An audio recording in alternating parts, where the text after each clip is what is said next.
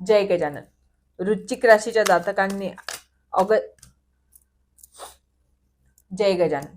वृश्चिक राशीच्या जातकांसाठी ऑगस्ट 2026 हा महिना कसा जाणार आहे, काय घडामोडी घडणार आहे या महिन्यात तुमच्या आयुष्यामध्ये, तर हे आपण बघणार आहोत टॅरोद्वारे आपण गायडन्स घेणार आहोत की कसा हा महिना जाणार आहे. सगळ्या अगोदर सर्वप्रथम आपण आपल्या इष्टदेवतेचं नाव घ्यायचं आहे आणि या रिडिंगला रेझोनेट व्हायचं आहे.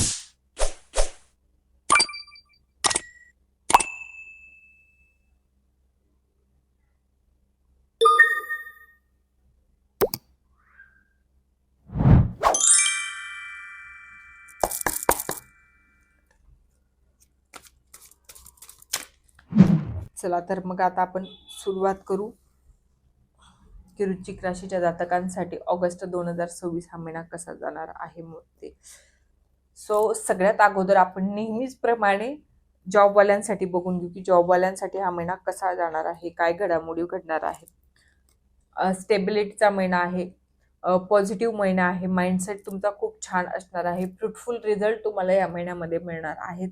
सगळ्या काही गोष्टी ज्याही तुम्हाला चांगल्या नोटवर न्यायच्या होत्या, जेही गोष्टीमध्ये तुम्ही ठरवलेलं होतं की तुम्हाला कशा प्रकारे यश मिळालं पाहिजे, त्याच प्रकारे यश तुम्हाला मिळणार आहे.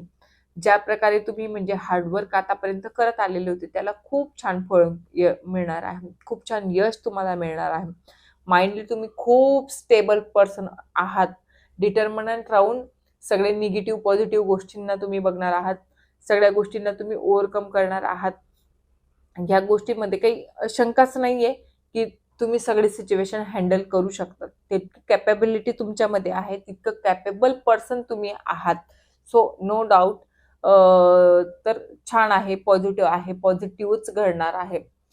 तर त्याच्यासाठी keep it up, best of luck. छान महिना आहे तुमच्यासाठी, खूप काही करू शकतात तुम्ही ह्या महिन्यामध्ये. आता बिझनेसवाल्यांसाठी जर बघायचं म्हटलं तर बिझनेसवाल्यांसाठी हा महिन्यामध्ये म्हणतात ना, पाची बोट घी मी, तशी गोष्ट आहे. सगळ्याच काही गोष्टी तुम्हाला मिळणार आहेत. तुम्हाला पॉझिटिव्ह जसं मिळणार आहे तसं निगेटिव्ह पण मिळणार आहे. म्हणजे त्रासही तेवढा होणार आहे, फक्त डिटर्मिनंट राहून सगळ्या गोष्टी करायच्या आहेत.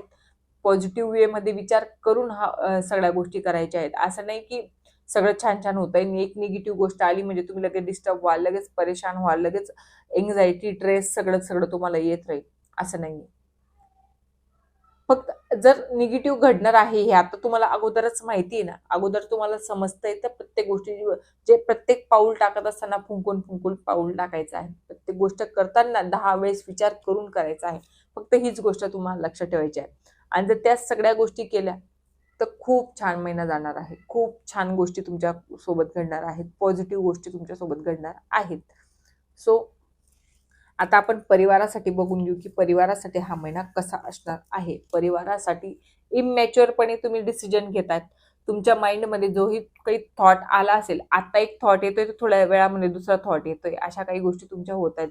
तर त्या थॉट प्रोसेसला तुम्हाला कंट्रोलमध्ये आणायचं आहे. आणि जो थॉट परिवारासाठी चांगला आहे, तुमच्यासाठी चांगला आहे, तर त्याला पूर्ण करण्याचा प्रयत्न करा. असं नाही की लगेच मध्ये अर्ध्यात सोडून दिला, पूर्ण हत्ती काढून घेतला आणि शेपटीसाठी आता थकून गेले, असं काही करायचं नाही. सो चांगल्या पद्धतीने करायचं, चांगल्या पद्धतीने सगळ्या गोष्टी तुम्हाला प्रेझेंट करायच्या फॅमिलीसाठी. विचार करून सगळं काही करायचंय. तसं तुम्ही प्युअरली सॉफ्ट हार्टेड पर्सन आहात. फॅमिलीसाठी तुम्ही म्हणजे काहीही करू शकता अशीही पर्सन आहात, पण मग तुम्ही टिकून राहत नाही एका गोष्टीवर.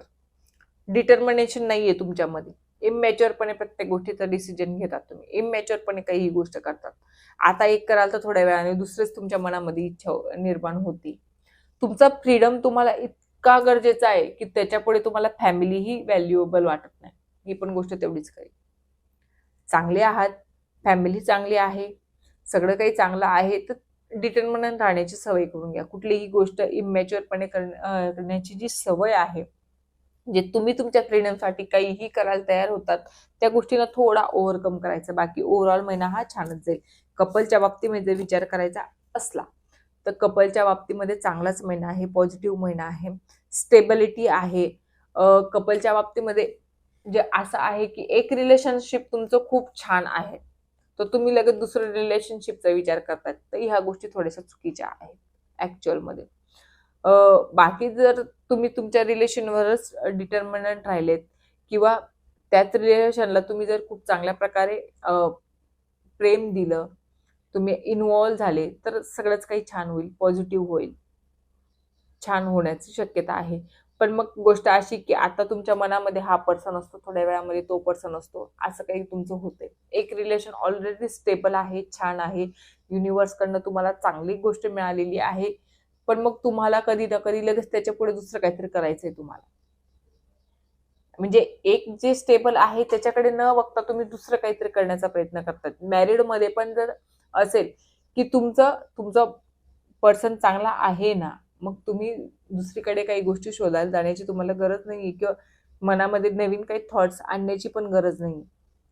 हो, पण जर तुमच्या रिलेशनशिपमध्ये मॅरिड असाल आणि जर तुम्हाला बेबी कन्सीव्ह करायचं असेल तर कन्सीव्ह करू शकतात. आहे, यश आहे, पॉझिटिव्हिटी आहे, ते गोष्ट शक्य होऊ शकते. फक्त एकमेकांना तितकं महत्त्व द्या, पॉझिटिव्हिटीने तितकं करण्याचा प्रयत्न करा.